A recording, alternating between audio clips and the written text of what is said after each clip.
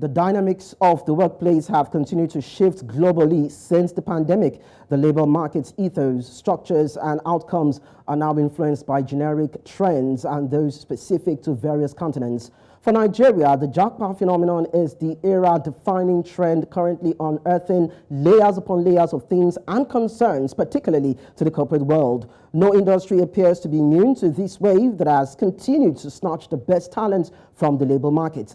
Japa is a popular Yoruba language slang which means to escape or find a quick way out of seemingly dangerous situation. In recent times, this slang has become quite prominent in viral conversations as Nigeria continues to witness a record increase in the number of people leaving the country in search of the proverbial greener pastures.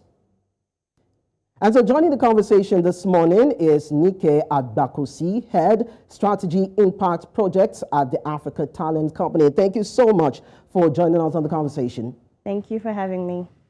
Now, in the West, there has been talks of the great resignation where employees are voluntarily actually resigned from their jobs in large numbers starting in early 2021 and of course in the wake of the COVID-19 pandemic. Now, how have you seen this great resignation spread across the continent, not only in Nigeria now, but across Africa for those who are actually looking for a way out in terms of more financial gains?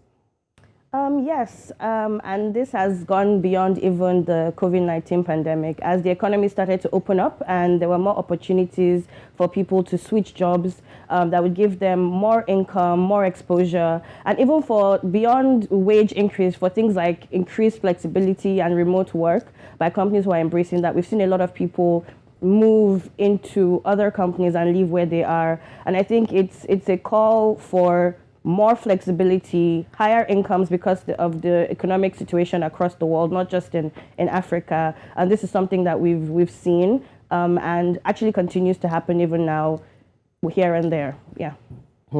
Okay, now some of the reasons some of these people have given has to do with stagnation, a rise in the cost of living. You talk about long-term job dissatisfaction, so many reasons. Of course, inflation is part of it, and they are looking for flexibility, and they are also willing to even work from home if that could minimize the cost. Now, there are a lot of limited opportunities around this, and the elevated rate of people leaving their jobs, which has been tied to the pandemic, doesn't seem to appear to be waning. And this is despite the pandemic's reduction and, of course, employers' efforts. So could the pandemic be just a fraction of the great resignation trends being pictured?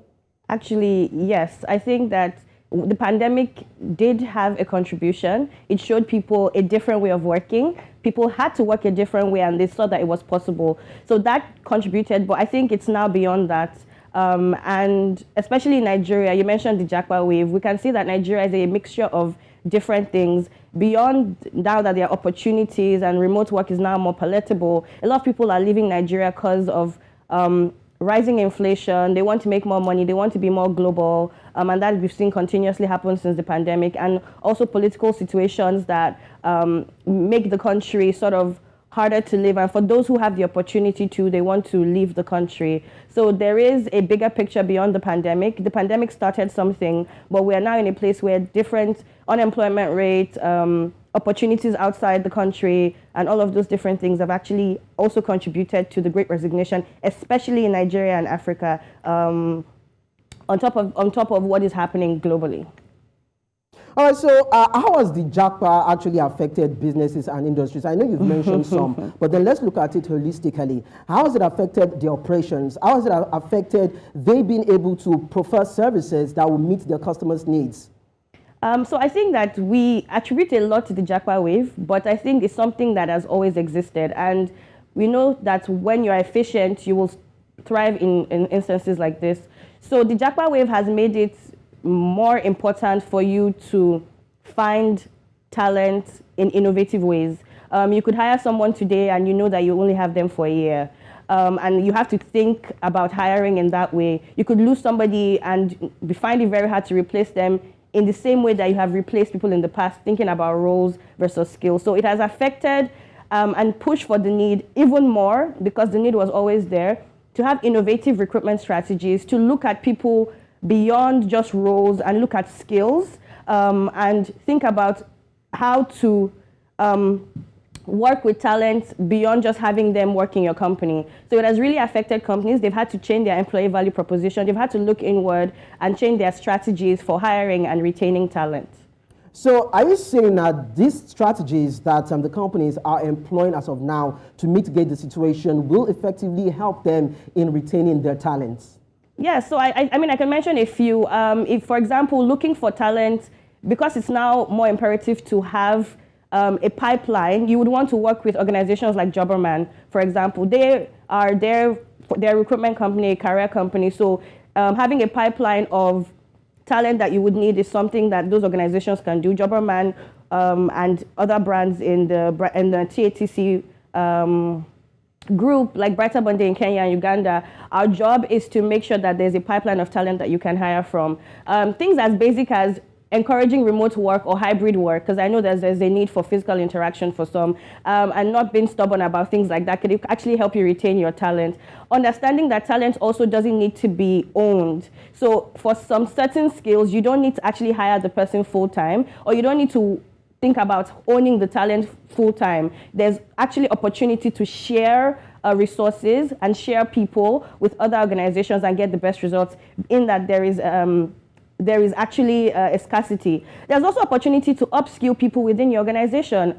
We see that a lot of people who within organizations have the opportunity to move into roles where people have left. And if with some investment in that talent and with proper coaching and actually having foresight and succession planning, you don't have to always go into the market when somebody leaves your organization.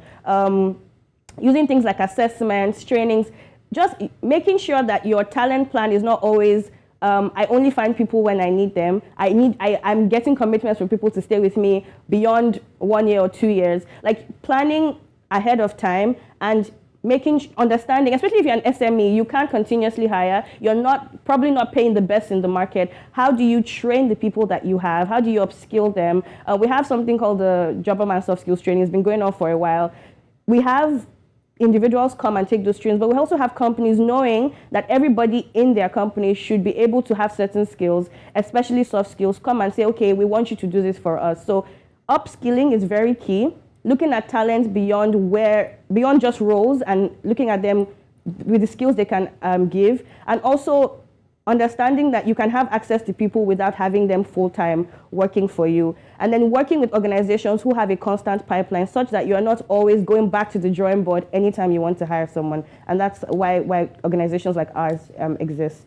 But then finally, Nike, before I let you go, some people might actually differ from your opinion and say that they prefer to have those people go if they want to, and they have the opportunity to employ new hands because, of course, they get to pay less and they get to sift out talent that will meet up with their targets. So don't you think that is also plausible on the side, or you think it's not a healthy practice? Yeah, I think, like I said, there is opportunity to hire. I mean, for some key roles, you might need a specialist. But actually, there is opportunity for people to grow when others leave the organization. It's why you should constantly in your organization treat your people like they could move to the next level. Everybody in a role should be able to be optimized and upskilled such that they can fit in bigger shoes where necessary. So yeah, that's an opportunity. In fact, we have seen it over time that people who have jackpot or have left the country do come back with expertise or do write papers or do things that would benefit the country in some form or way, not necessarily from here and not necessarily in the current moment. So Japa has its benefits for Nigeria, and it also has its benefits for people who see opportunities to grow into positions. So as a company, look inward, look at your talent that you have, but even as an individual, always prepare to fit into the position that you want to be. If you are an analyst, think about what if I have to become an associate? What if I have to do an associate's work because the associate has jackpot?